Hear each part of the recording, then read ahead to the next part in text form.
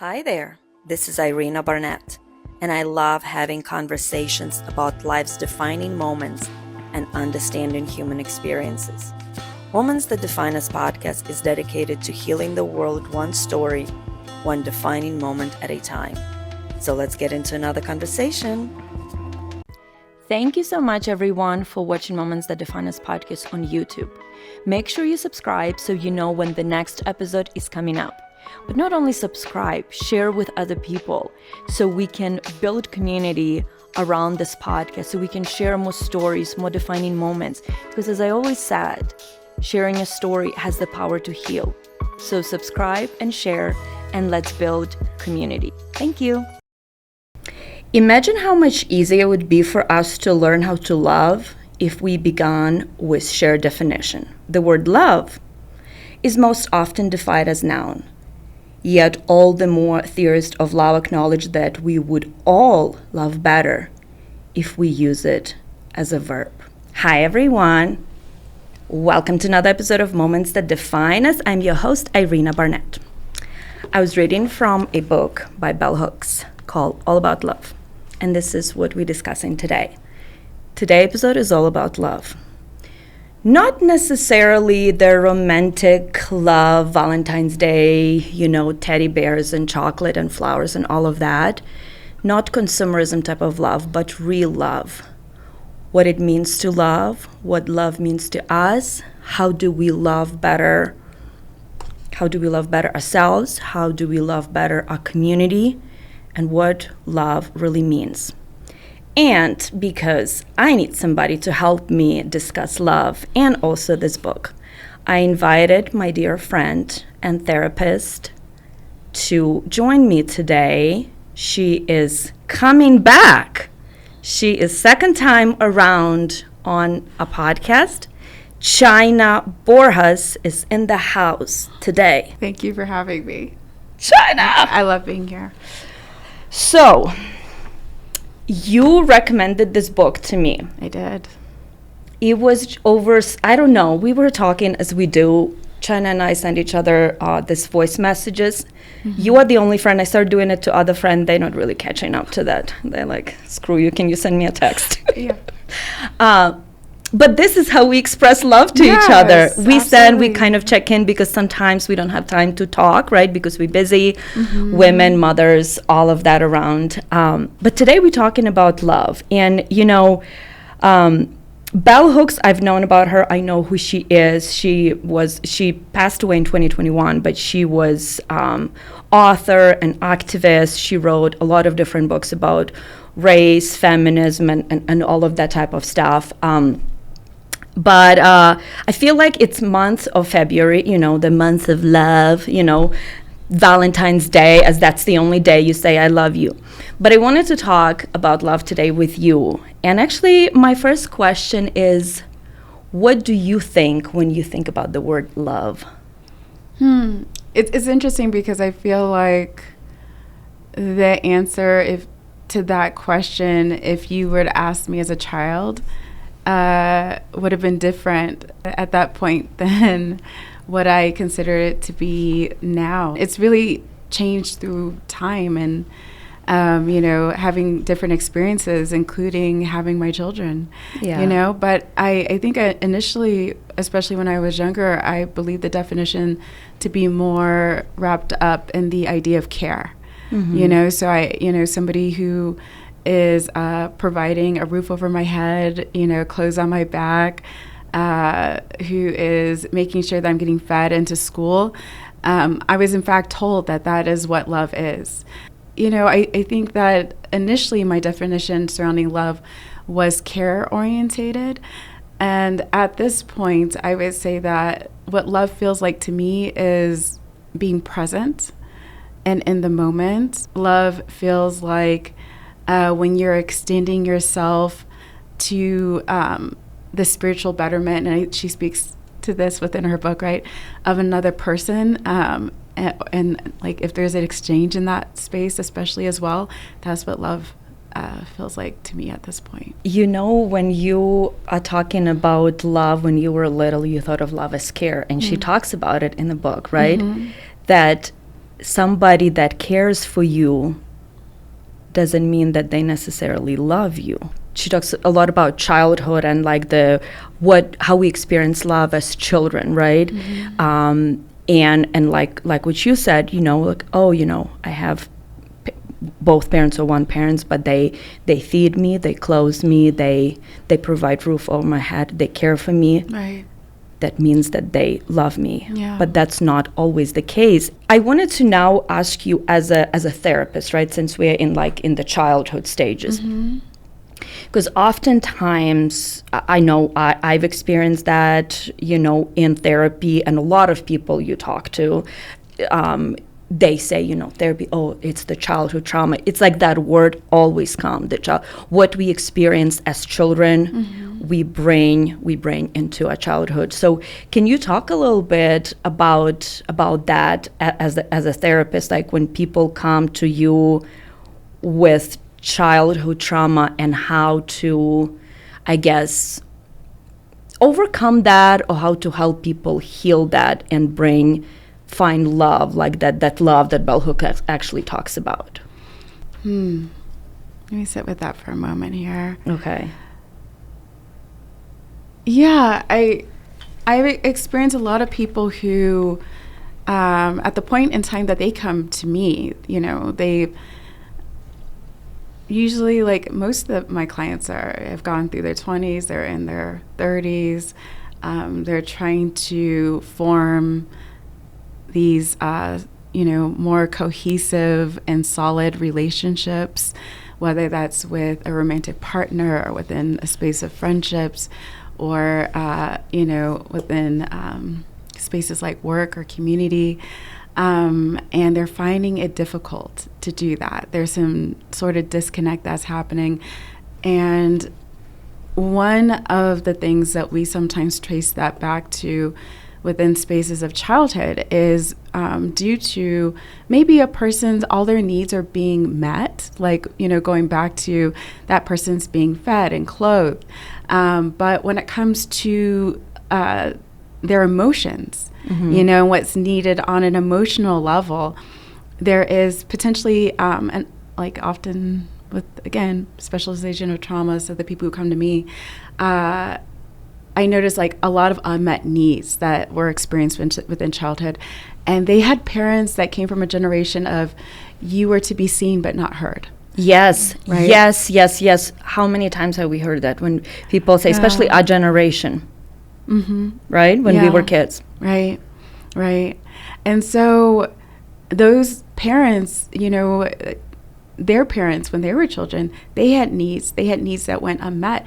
And so it's one of those interesting situations where their own parents had to learn how to cut off certain parts of themselves in order to be loved and accepted by their parents, right? If they expressed something that they needed emotionally and it was met by pushback of, you're too much, then that person is going to get the sense of, well, I need to cut off these parts of myself in order to be accepted. But, those parts that we cut off and exile, they don't go away. Like we're just suppressing them, right? And when that individual grows up and has kids, well, that's the blueprint that they're working from. I had this experience myself within childhood. And, I know a lot of other people do too, where you are dealing with a lot of the same messaging. You are to be seen but not heard, spare the rod, spoil the child, right? The idea that if you don't have like severe punishment, you're not really loving your children. You're not really disciplining your children in the right way, right? And so like I see people who are potentially like, coming from like a situation generationally where this is being taught. Their parent basically like raised them in the same way. And there is an abandonment that occurs in that process, right? First is it's experienced from the direction of the parent. When I express this need, my parent does not respond. Yeah. Right? Or when I express this need, my parent withdraws, even worse, right? And so that experience then leads the child to believe that there's something wrong with them, because children are in a state, an ego state, where everything that happens to them is happening due to them. That's just the ego state that they're in. So, right, the sun rose today because of me. Like that plane ahead, like above me, like I'm racing that plane, like, and I'm winning. That plane is definitely following me, right? So they're very like egocentric, right? Like that's the stage of development that they're in. Everything happens because of them, and that's things that are good things, and those are things that are also like, you know, difficult and challenging and bad things. So when my parent does not, you know, want to engage with me or is acting like I'm too much, well, that's happening not because mom or dad is tired after a long day of work. That's happening because of me, because of my level of lovability, right? And so if that's happening because of me, well, maybe I'm not really worthy of love, right? Like not really worthy of attention. And then the thing that happens next, which feels the saddest to me, I notice, is that reasoning leads them to abandon then themselves. So first they experience potentially an emotional abandonment from their parent, and then they that triggers an abandonment of self, and they continue to engage in that self-abandonment over and over and over until some of these early experiences are addressed. Do you remember that part in a book, because you mentioned something and it brought back to me, where she said that she was in some sort of conference, she was speaking somewhere where there were parents and they were talking about raising kids, right? So I remember when I started reading the chapter about raising kids, right? And how to discipline them. Either that's verbally disciplining or, you know, spanking the kids, or doing not abuse but you know, spanking, like that, let's just say. And so she was talking about how there are parents that are really strict and discipline them either with the words or spanking, and then on the other hand there are parents that just like don't let the kids basically fail in any way and just let them just do everything for them, so they never learn that, right? And so because when I started reading about discipline, and I was like, are you telling me that I shouldn't discipline my kid? Because I am a strict parent. You know what I mean? I'm not an abusive parent. Well, I don't think, you know, but like I'm a strict parent, like I'm teaching my kids how to be a good humans, right? But what was interesting when she was talking about that conference where she was at, and there were parents, and parents were talking about their experience, how they raise kids. And she was saying there was this parents, the mom, I think it was mom, yeah, and she said, I don't spank my kids, right? I don't spank. But when my child does something bad, I hold them by their flesh. And I had to ask my husband, what is it? So he like explained to me that like you hold them really tight until they get the message, basically, right? And so and then she goes, you know, and all the other parents were like celebrating her. Oh, good job, you know, you don't spank, but you do that, kind of like in the middle. And then she brought up, she's like, if we were in the same room, instead of talking about raising kids, talking about like romantic relationship, and then the partner, either male or female, were doing this, we would be outraged, right? It was more quote unquote acceptable, I feel like, and correct me if I'm wrong, like back when we were growing up, to like spank the kids and do kind of that stuff, right? A lot of people you talk to from back in the day, they say I was spanked, right? But now it's like, oh, it's child abuse, right? But like in romantic relationship where we hear somebody's hitting a partner, that's horrible. But with kids, we look at that like it's okay. Why is that? Why do you think that is? Because when she was like, when we talk about romantic, like in the romantic partnership, when there is physical abuse, it's horrible. But when we talk about children, that's acceptable in some way. Thoughts? Yeah. It is an interesting thing. she talks about how we codify love within systems, right? And technically it is obviously illegal to beat your child. Right. That is, like, leave marks, right? But it's not illegal to spank your child, right? And I think sometimes when we don't acknowledge that things can still create harm within our systems, it's a way of potentially essentially giving permission that this is okay. Is it a situation where if you spank your child that it might, create like severe psychological harm? Potentially, yeah. Potentially. Is it something that you can see, like, on their body, though? No, it's not something you can physically see on their body. Is the child being taught, though, that if you are a person who is in a dominant position and you have more power, you exercise that power when you're unhappy in such ways in which you physically put your hands on another person, and that's how you express that displeasure, right? Yeah, your child is learning that, and children take those lessons and they come out on the playground, right? Why do we think that's okay? Like, I want to say, though, like, there was a point in time in which I believed that it was okay for spanking to occur. And I grew up being spanked. And actually, like, I lived in a very much a Black community. So most of the children I knew were children who were spanked. And I just, like, knew one friend at that time within my childhood who was not spanked, and we thought she was so spoiled. I was like, oh, your parents coddle you. Like, that was a complicated word. Obviously, we didn't say that, but, like, it was that kind of sentiment. It was really interesting, especially, I'm going to talk from a racial perspective for a second here.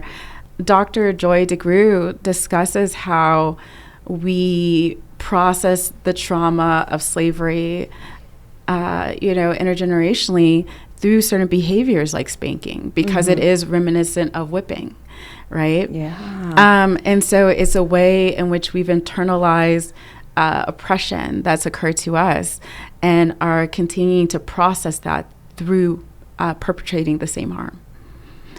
So that's just a different kind of, way to kind of answer that question. Just to still say that I don't think it's okay. And I think we have to look at why it's so important to us to exert that kind of dominance over our children.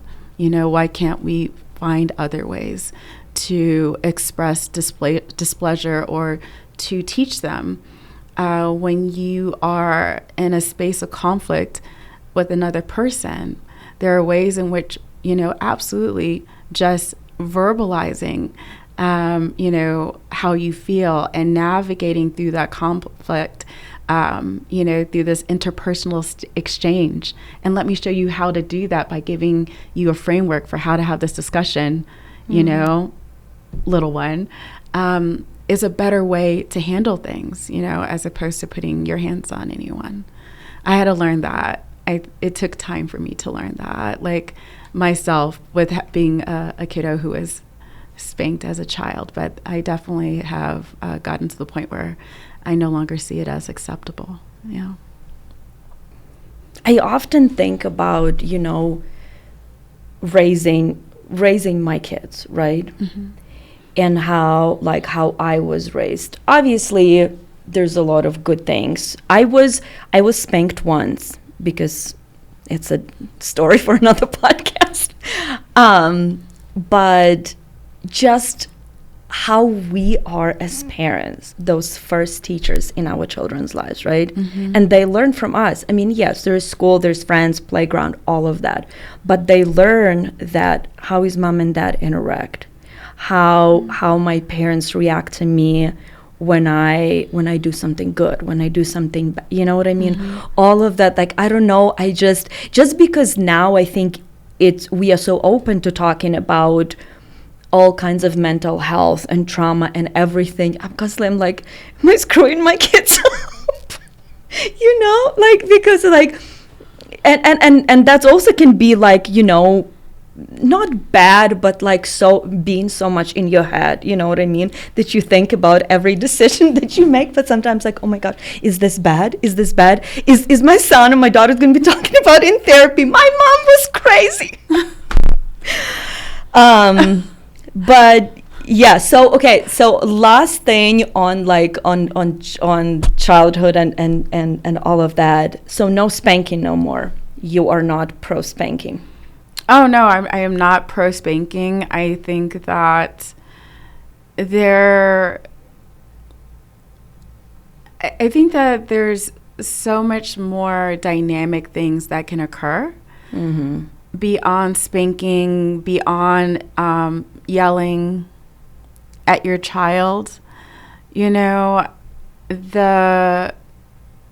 ability to, we do it all the time as adults, right? Like many of us, when we're upset, we communicate that upset not through yelling at somebody, but by letting them know that what just happened felt like it crossed a boundary for me, right? Like that did not feel okay. Like we need to talk about that, right?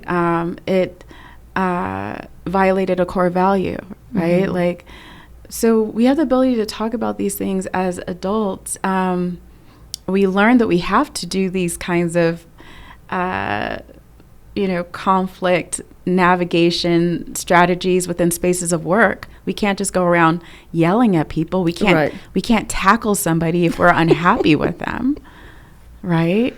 Yeah. Right. So then why is that the strategy when it comes to interacting with our children, right? Like, why is it the strategy to communicate displeasure through yelling at them when we know in any other space with another adult that would not be okay?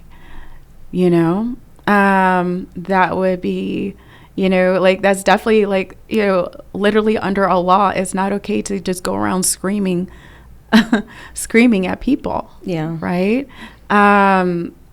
That is, a way in which we protect people through our laws, right? It's a way of just say, like, this is what respect looks like within our system. We don't allow people to exert dominance through hurting people, or they go to jail, right? As when it comes to everyday life as adults. So if we're trying to teach our children how to live in this world, we should teach our children how to live in this world, Yeah. if that makes sense. They have the same rights, the same inalienable rights that we do as adults.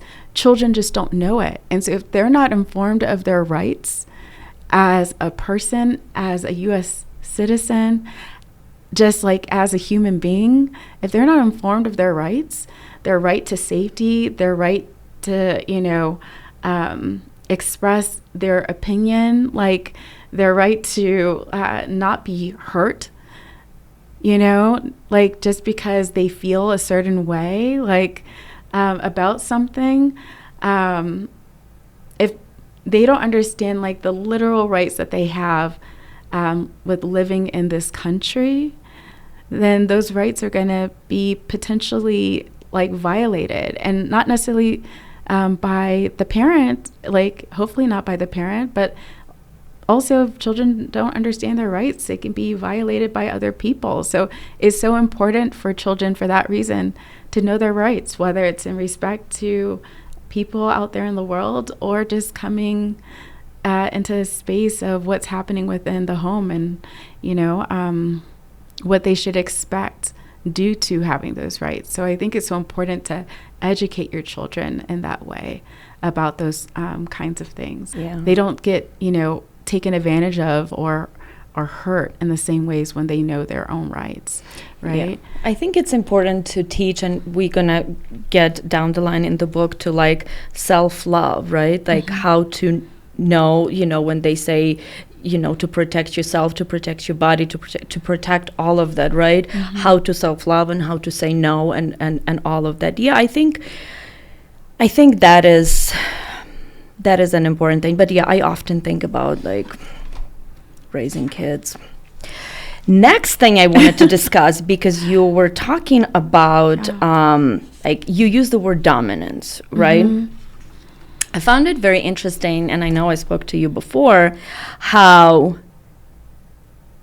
bell hooks talk about how a lot of books about love are written by man. And I was like, even that been taken away from us, damn it. But I was like, I'm telling you, like, there are so many things that I highlighted in the book, and here's a little sticker that I put that calls real men.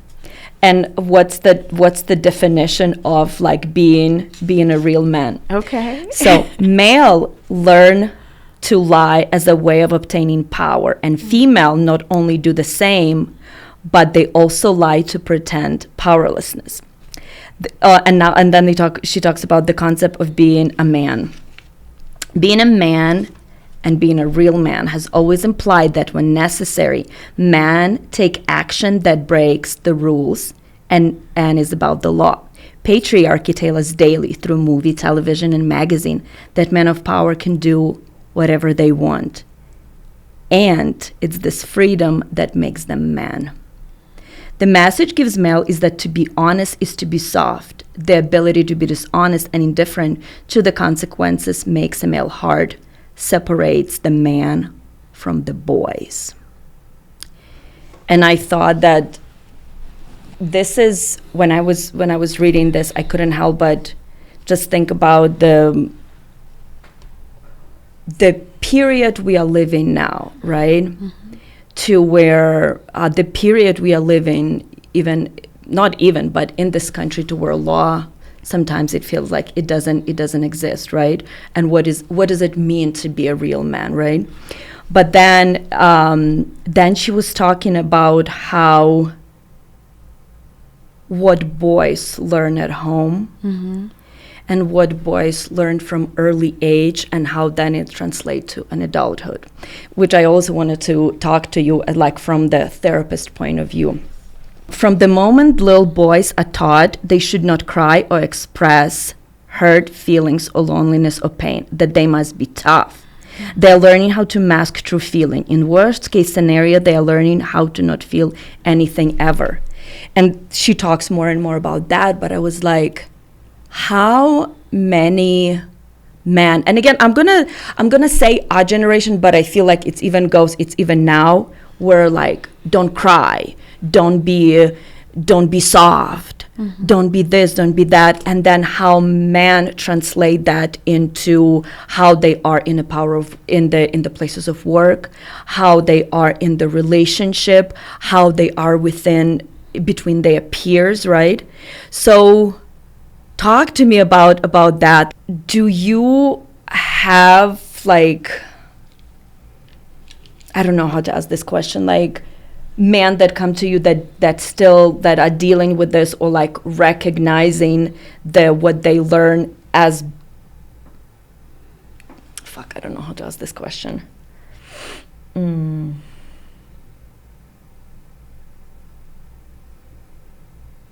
Do you know what I mean? Like, don't cry, don't be soft. I don't know. Yeah, I mean, you're talking about people who are taught to shut down their emotions. Yeah, but specifically men, right? And how that's why we have a bunch of men in power, either that's in the workplace or that are ruling the country, or that that we as women, we marry to, you know what I mean? That don't know how to talk about love, how to talk about their feeling, how to quote unquote, and it's not even soft doesn't mean bad, right? But they are just, that's where the abuse happen in all of this, because they're taught from early age, you have to be a real man, otherwise you soft. Yeah, I mean, absolutely. I have seen people in therapy who feel very uncomfortable with experiencing, specifically, like we were talking about men who are uncomfortable with experiencing, or let me back up. I've seen like males in therapy who are like very uncomfortable with engaging in a full range of human emotion, right? And kind of going back to when your parent is teaching you in childhood that certain parts of like what you need are not acceptable, right? And cutting off those parts of you in order to be accepted by that person, right? And so we as humans like really respond to conditioning, right? Like like things that are reinforced, these are the things that we're getting positive attention for. Things that we are getting negative attention for are not being reinforced, right? And this is happening over, you know, a period of 18 years.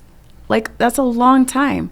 So whether that is you like a situation where you have a father who is stoic and is not showing a lot of emotion, and who for various reasons feels very uncomfortable with you expressing emotion, and every single time you engage in that behavior, they very much let you know, whether that's through yelling at you, ignoring you, calling you potentially a name, you know, in whatever way that they decide to communicate it, that essentially is not okay, right? That's shaping, that's conditioning that person to know that like anytime I cry, I will not be, in the good graces of my dad potentially, or my mom. Like I will not feel this feeling of love or acceptance from mom or dad, right?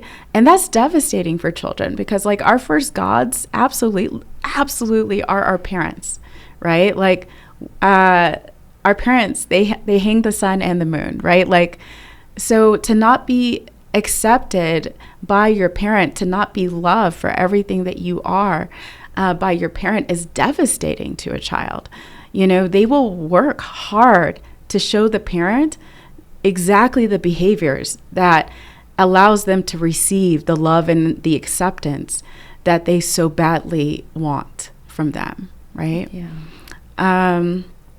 So yeah, I mean, I think that it starts from that space, and then they, you know, go into spaces of, you know, elementary, middle, high school, where they're receiving messages of, you need to have muscles, you need to be tough. Like this is what being a real man is about, right? They enter into these spaces of ultra hyper masculinity, right? And unless they subscribe to those spaces in the right way, they're potentially targets, like targets for, attacks, that are verbal in nature, targets for physical attacks even. So like there's an incentive to subscribe to these things when you literally can experience having a target on your back for being something else, like something that's other than this archetype of what it means to be masculine. It's interesting because she also mentions in the book that even if you live in the most progressive household to where it's okay, like your parents tell you, no, it is okay to cry, it is okay to be whatever it is that you want, it's okay to express your feelings. But when you go, in the early age, it starts in the playground, and then like you mentioned at school, and then as you get older, the outside forces, the outside of home can show you that you are different, and it's interesting because like you mentioned the word other, right? And she talks a lot about how we are taught, like, if you are something different than you, it's not safe be around you, it's kind of dangerous, so that's why, and it goes a long way, like in this sense, being like not a real man. And then if you look different, if you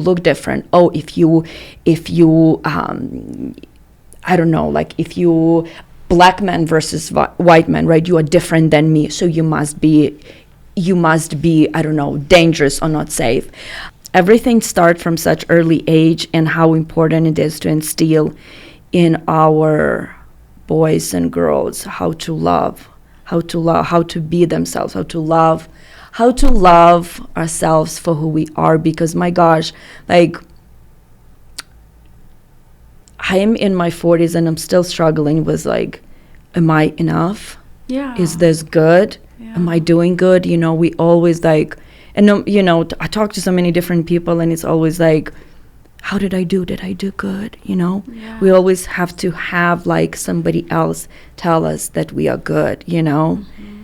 I think that we were talking about how, you know, males, you know, how we shape them through conditioning. Females are, you know, receive the same kind of conditioning too, just in different kinds of ways, right? And I remember, like, you know, looking at different images when I was younger of females out in like just the, you know, space of media, and they got, you know, supposedly love and recognition and attention, and I subscribed looking a certain way to, that's how you are loved, right? If you have a certain body type, if you buy the right kind of lipstick, right? If you wear the right kinds of clothes, then you will be loved, right? And that is very much what like the consumeristic culture wants you to believe, right? It gets you to buy the things that they want you to buy, right? And so there's it's a really interesting kind of it's an interesting thing. I think we all experience it as females, these messages, like, or even from our own mothers, who we might like witness going on crash diets, and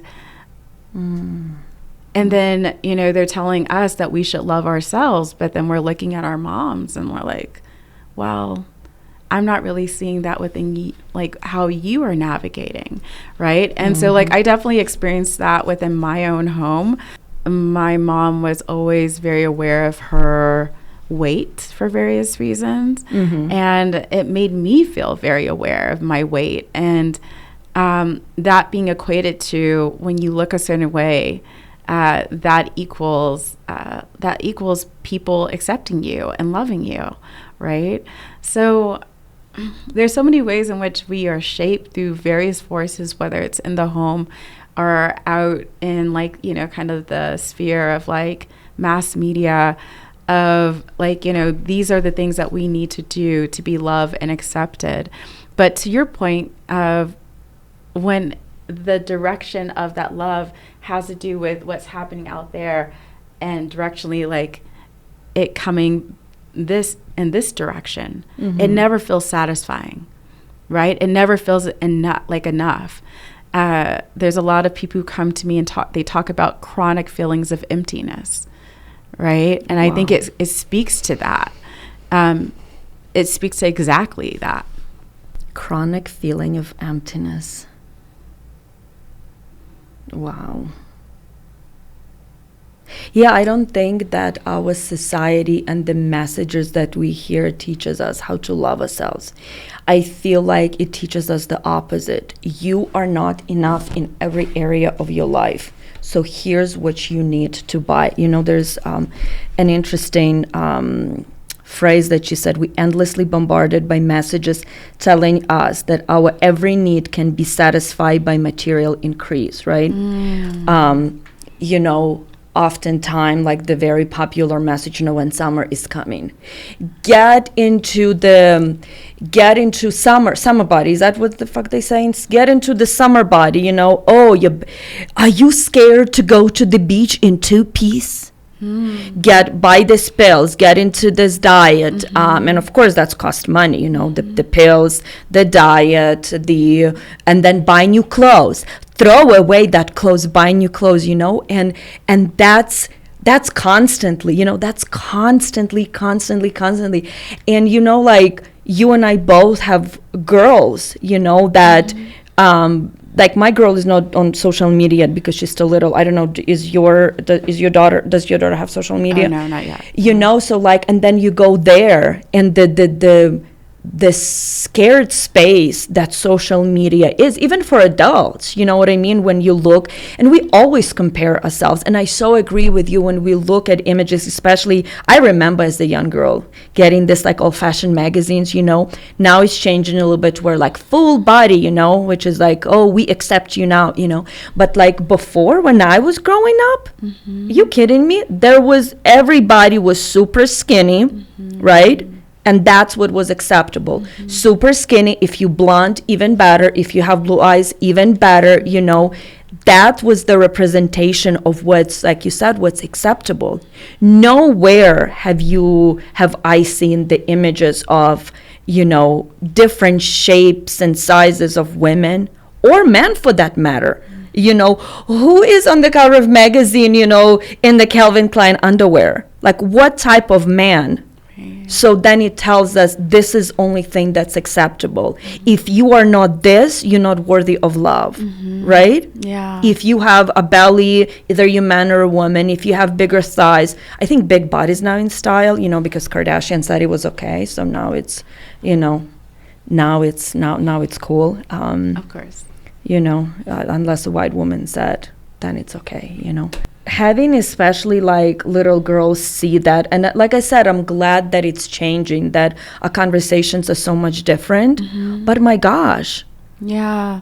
There's a lot of anxiety and possibly even depression that can come out of the space of the unreal ideal. That's what you're describing right now. Say it again. The unreal ideal. Okay. Yeah. So it's these images of individuals, you know, out there in mass media who don't even look like the images that they're portraying, because a team of, you know, also like art, like, you know, graphic. Like what is like graphic designer or like airbrushing or whatever, like, you know, that have changed and altered the image in order for it to look that way. So even the people who look that way, like, don't really look that way, like in real life, like, but that's the image that we're seeing, the finished product that's on the magazine, that glossy magazine cover, right? So that unreal ideal can lead, especially like impressionable young men and young women, or like boys and girls, to feeling like they have to look a certain way and present themselves in such a way that's just not even possible, you know, really. And when they find it hard to achieve that, whether it's because their body literally doesn't look like that image, or they don't have maybe the financial means to, like, you know, create that, you know, that whole look or image. So whatever reason, it creates a lot of anxiety, because you have your, you know, your actual self, and then you have this imagined self, right? And the tension in between the actual self and the imagined self, that tension in between, that therein lies like those symptoms of anxiety and depression, right? Because those two selves are not in alignment. Yeah. Right. And so I do agree with you. I think a lot of these standards are changing. I love that. I love that for us. I love that for our children. But I still think that we have so much farther to go, you know, because I, you know, have talked to like, you know, little boys that like my son like plays with, and they still have this need to like flex the muscles and like, I'm so strong and I'm strong in this specific way, as opposed to strength is found in showing care and, like, you know, towards another person. Strength, and it can like look like you know, crying and showing emotions. Strength can look like asking a friend, are you okay? Right? Like, strength can look like you know, going out, like when you have the ability to volunteer and to volunteer. Strength can be defined in different ways than it is currently. And I think we have not completely changed the definition just yet to where it should be. And I think the definition should be person specific and spirit specific, and you know, hopefully like the definition includes, what does it mean to love myself to show all aspects of who I am as a little boy, or to show all aspects of who I am as a little girl, and to know that all of it is acceptable. All of it demonstrates, beautiful strength, right? So I think that the definition of strength is a working definition that we can improve upon. I hope we do. Absolutely. Yeah, there's still a lot of work needs to be done, and also so much learning and unlearning. And also there is still so much work of what messages we get. But it's also like who is behind pushing that message out? You know what I mean? Like, what are children watching? What are children buying? What is presented to young men and women? You know what I mean? So I think there's still a lot of work to be done. I want to mention something. I listened to stand-up comedian Chelsea Handler was talking about this to like that beauty standards, right? And she was saying, she's like, it is crazy that the images of like Hollywood and famous people, provided as like, this is what you should look. She's like, she was on one of the podcasts and he asked her, do you have any work done? And she's like, well, I do, I do Botox, I do this, I do facial, I do all of that, right? But she's like, but I have means to do that. You know what I mean? A lot of women don't. So I don't want women looking at me thinking, oh, this is just how I woke up. Like, there is team of people where I go appear somewhere, help me with my hair, with my face. Like, again, like even makeup, you know what I mean? Even stupid makeup. Somebody can afford and somebody cannot, but yet this like, oh, you want your cheeks to be more red, buy this blush. I don't know. I mean, I buy it too, you know what I mean? Like you two have makeup, you know what I mean? Like, but I think everything good until it's not, you know what I mean? Until it's like, you need that to be enough. You know what I mean? Because like, my daughter asked me about makeup, and lipstick, and you know what I mean? And I always try to tell her, listen, yes, I use makeup. Makeup is, it's okay. It can show your beauty, right? But we are also beautiful without makeup. You know what I mean? Like, I think that's so important, which leads me to like the next topic, and we kind of talk a little bit about, but like self-love. And I wanted to, oh my gosh, I love her definition of self-love. How to love ourselves and show our children, how to love ourselves. And she said, self-love is the foundation of our loving practice. Without it, our other effort to love fail.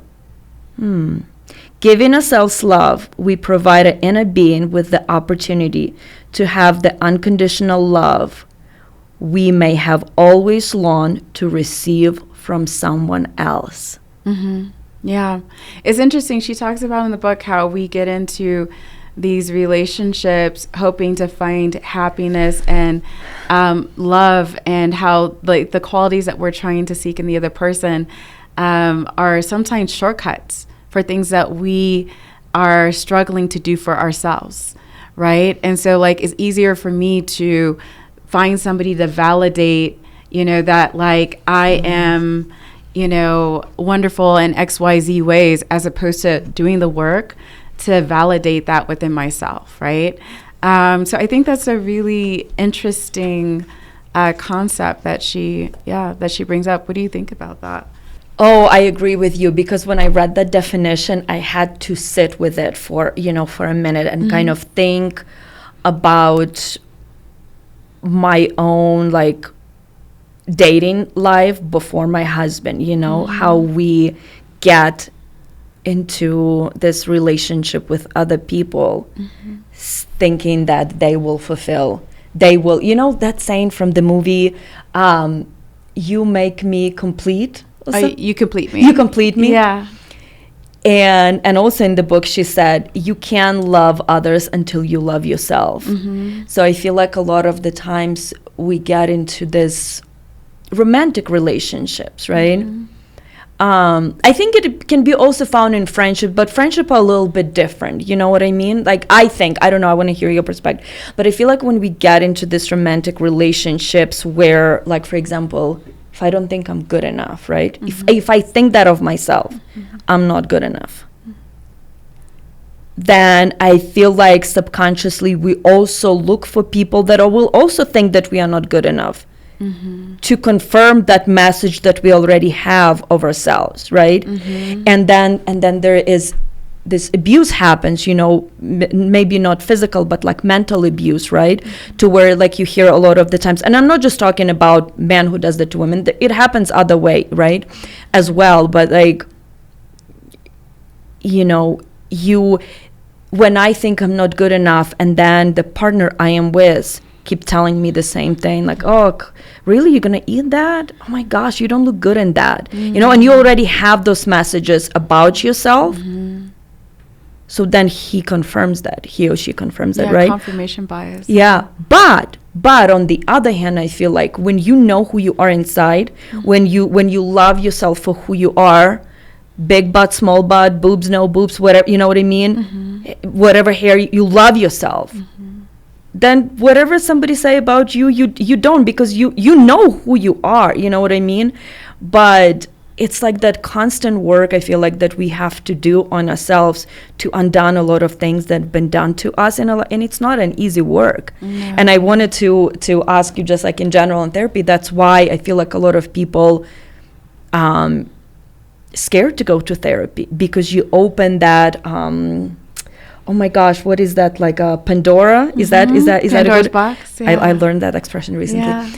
And you like, oh my gosh, you have to. But in order to be better, to grow, I feel like we have to. Like, we have to look at this, and it has to scare us. And then we're like, okay, how do I move forward? I know I have this, but how do I move forward? You know? Yeah. So do you, like, as a therapist, do you think that people have like so much inside, and they deep inside know that's why they don't want to go and tell some stranger about this, or stranger like open up that to them?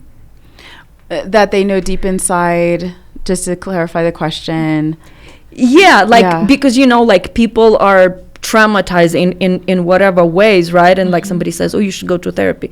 Oh, no, I don't even want to. Somebody told me, like, I was like, you should try therapy. You know, it's like, I've never done it before. I was like, well, it's not for everybody. Like, it's not for everybody, but try it. It's like, I don't want to even go there. Go there, whatever there is. I think going to therapy is such a great act of self-love. Yeah. Honestly, it's a situation in which there's a person that's there that's just for you. And when do we get to have that as adults? Like, maybe we get that, you know, from a space of friendship, maybe to a certain extent also within our family relationships.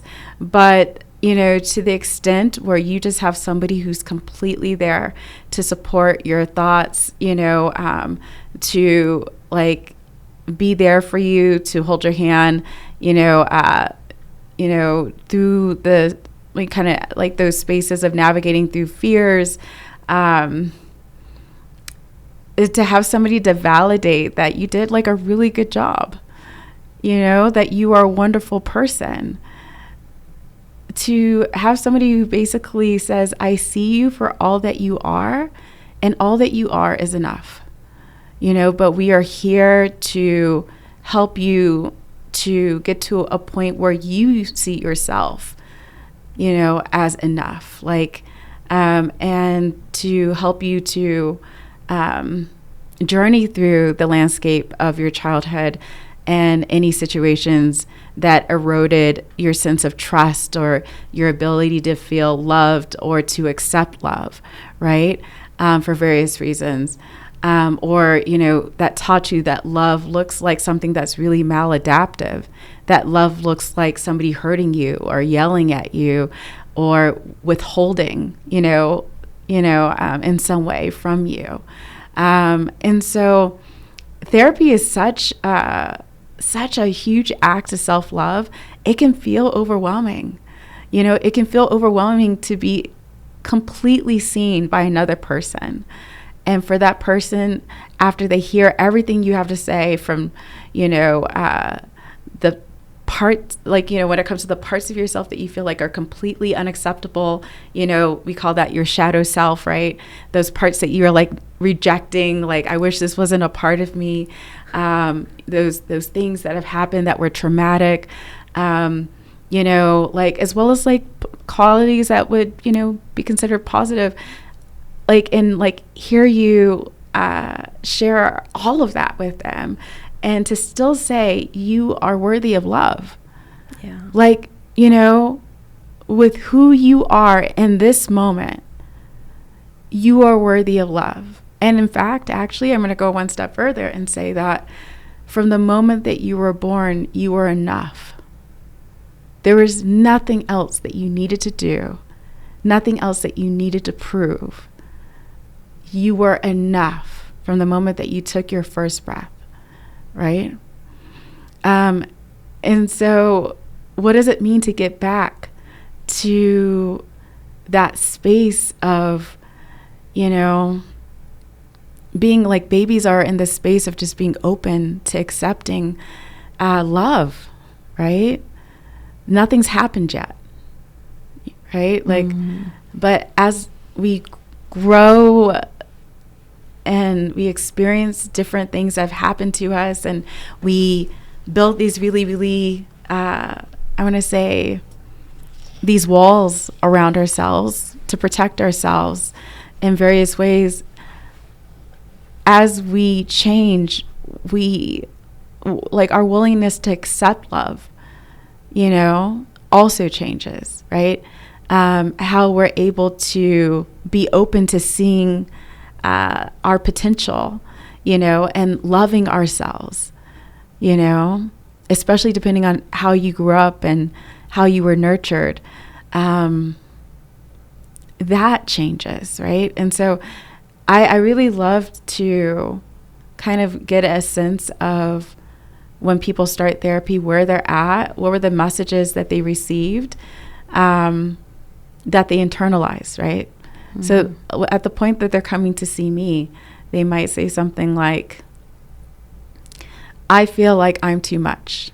And then I have to challenge them. I'm like, is that your voice? Like, I know that, like, it sounds like your voice in your head at this point, but who was the first messenger of that message, right? Can we bring them into the room, so to speak? And let's talk about how you felt when that message was delivered to you. And let's talk about also how at this point, that person, that original messenger, is no longer in the room with you, but you continue to like echo that same message, and that voice never, it no longer sounds like their voice. It sounds like your own, which is, like, I would say arguably is even more damaging, and so, like, looking at things like that in therapy, challenging those things, and then slowly, like, through small actions, unlearning those things in order to reclaim a sense of self, and for that person to essentially see themselves as worthy of love, right? Mm-hmm. Self-love is such a complicated concept. It's so big and it's so broad. But I think, it's something very much that can be attained, I think, if people are willing to go into those difficult spaces of things that have happened, and are willing to, just see themselves as always having been enough, and also, like, loving themselves when they don't feel like they are some days, And that was China, the therapist. That was so beautiful. No, I absolutely agree with you in everything you said, because, if you find a good therapist who can go there with you, who can challenge you in all of those things, who can help you to love yourself. Because oftentimes when we say that I'm going to take care of myself, I'm going to do something for myself, it seems like selfishness, right? But again, I believe, I was telling my kids that yesterday. I said, if mommy is not good for just on my own as mommy, I'm not good. I can't be good for you. Like I have to, I don't think I use the word recharge, but like I have to, I forgot what the word I use, but I'm going to use recharge here. You know, I have to recharge myself to be good, you know, like I have to, otherwise I'm not good, you know?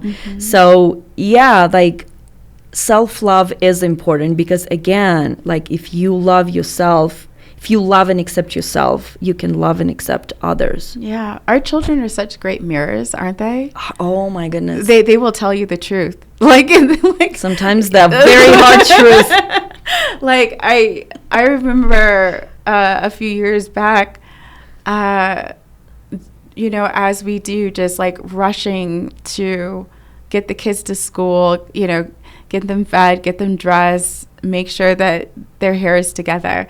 And I, you know, have the kids in the back seat and I'm, you know, about to pull out and I, like, you know, the rear view mirror is pointed to the back seat and like my daughter was like, Mom, your hair. And I was like, what about my hair? She's like, it's a mess. It's a mess. And I was like, yeah, but look at you. You're shiny. You're with your beautiful brown, like cocoa butter, like, you know, covered face. Like I made sure that you look great, you know? And I feel like she was reflecting, you know, the fact that I did not take the time to love myself. Yeah. You know, that I was like, you know, having this experience of it's enough to love you. And that is the way that I love me is through loving you. Right. Yeah. And she was reflecting, no, that's not the way you love you. You know, when you are not taking time for yourself, you're not loving you, you know, and that's not okay, you know. And what is it? I think we do this a lot as parents. We live through our children in a way, you know, like, and so I think that's what she was essentially saying is that, like, you know, you're not loving yourself through us. You love you by taking the time that you need in the morning to center enough to do your hair, mama. And so get it together, mama. Yeah, get it together, you know? And so, I mean, I grew up with, you know, a parent, a mother who gave and gave and gave and didn't receive a lot in return, you know? And that was my model, you know? And even my mother, you know, has said to me, be better than I was when it comes to that. Absolutely. Like, you deserve to absolutely be loved in such a way in which you are pouring into yourself before you even think or consider to pour into anybody else. You know, you should not give a person your last dollar if you're hungry. Like, you know, like you need to go take that dollar and feed yourself. Like, don't give everything away. The book, The Giving Tree, where like the tree gives every part of itself, you know, and it's a female tree that's giving every part of herself. Do we know that it's a female tree? I think it's like in a female voice, like Okay. yeah, like they're referring to it as a female. I think so. To the extent where like finally the tree is cut down and then it's just being sat on the stump of. Yeah. You know, This is what we as women do. We let other people literally cut, well, not literally, but like figuratively cut us, sit on top of us. Like, and like, yeah, why aren't you giving me? You took got nothing left. Right. There's nothing else. There's nothing else, you know? And so like, you know, what does it mean to unlearn those behaviors and habits? This is not what love is. You know, this is certainly not how I love myself, right? To give endlessly and not expect anything in return. Yeah. And so, Yeah, I think it's a wonderful thing to continue these conversations, especially intergenerationally, so that we can Absolutely. carry this forward. And hopefully it's not as hard for the next generation to be able to, engage in such a way where they are making sure that, like, I don't know, my daughter, if she decides to have kids one day, that she is taking the time in the morning to get up and do yoga, to breathe, to journal, to read something inspirational, to put on her oxygen mask before she even considers like trying to do anything for anybody else, trying to put on anybody else's oxygen mask before her own, right? That's why they say in the planes, adults put on your oxygen mask first and then your children. Because it's the understanding that if you pass out, you're not good to anybody. Yeah.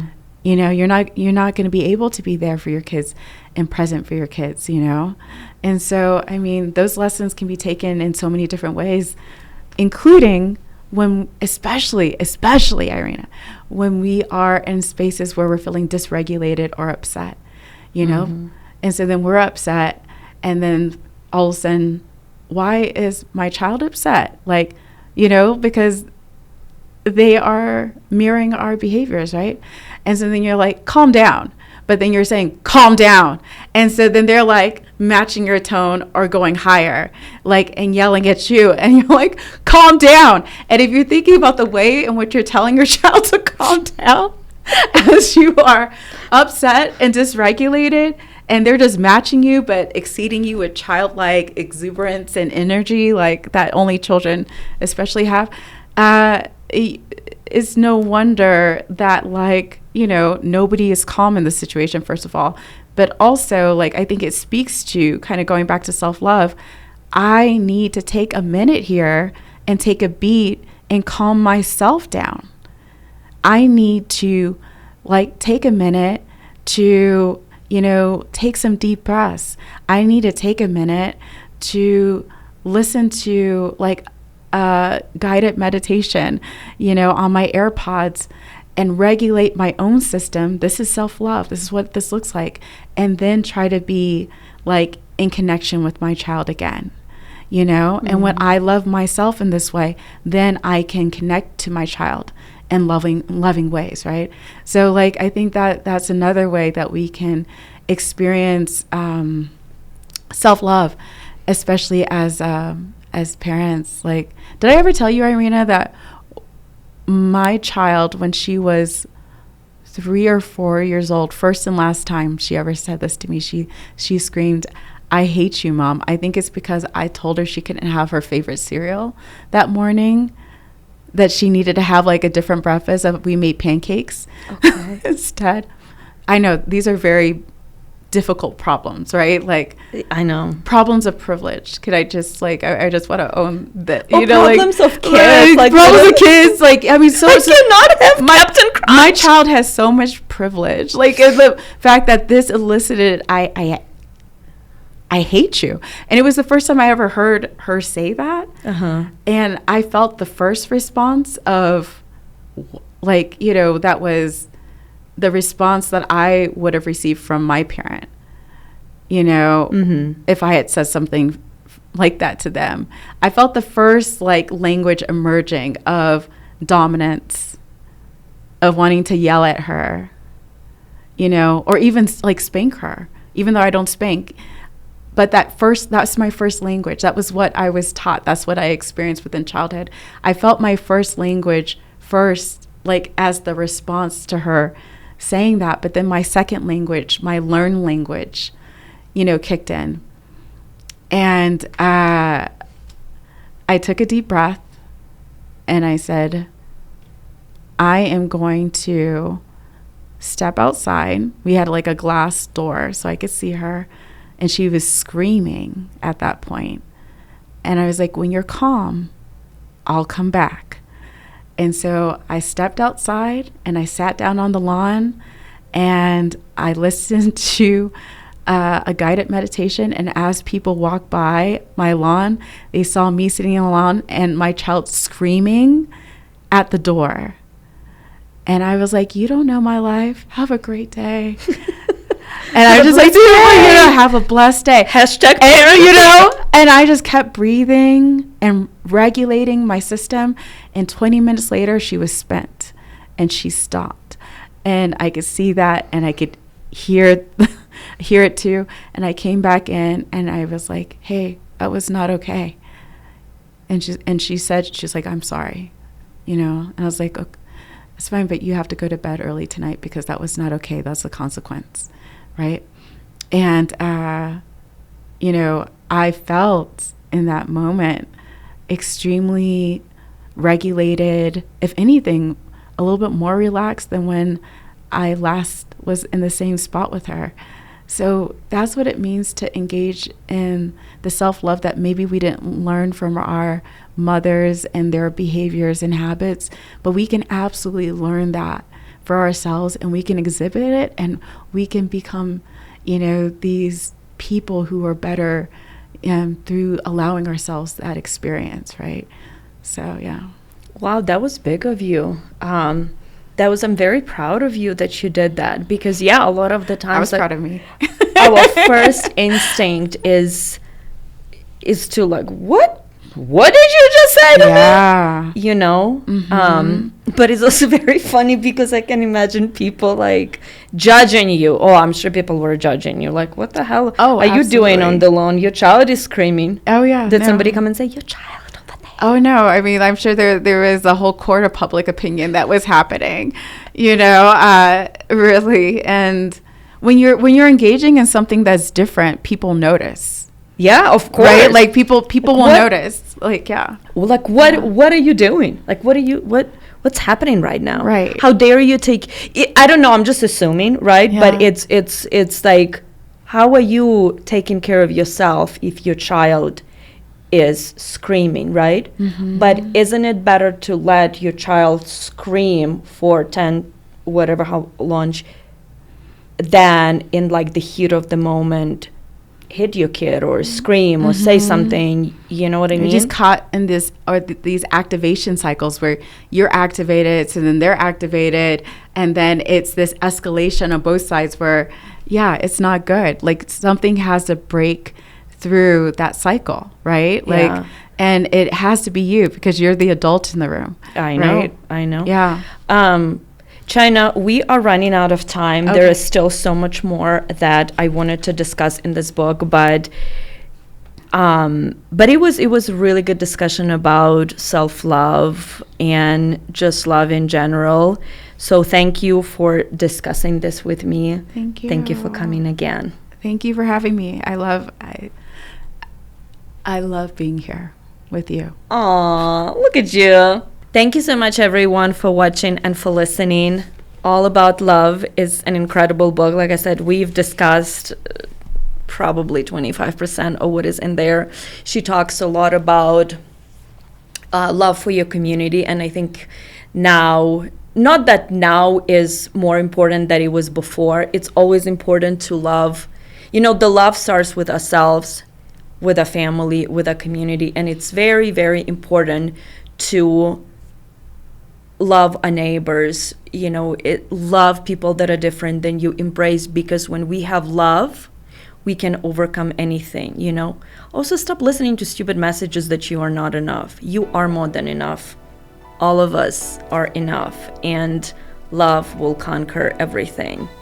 So on this beautiful note, I thank you so much for watching and listening, and I talk to you next time. Remember, love one another.